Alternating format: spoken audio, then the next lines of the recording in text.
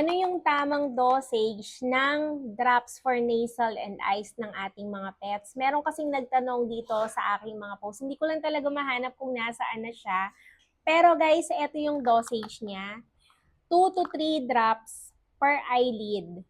Tapos, makikita nyo rin dyan yung frequency 3 to 5 times daily. Tapos yung duration ng paglalagay ay 7 days. Nasa instruction din talaga to guys. Pag tumingin kayo dun sa box niya, eto yon yung naka-flash kanina. So mababasa nyo rin talaga rito yung instruction kung tungkol sa dosage yung inyong question. Singit na rin natin to. Mahalaga tong information na to.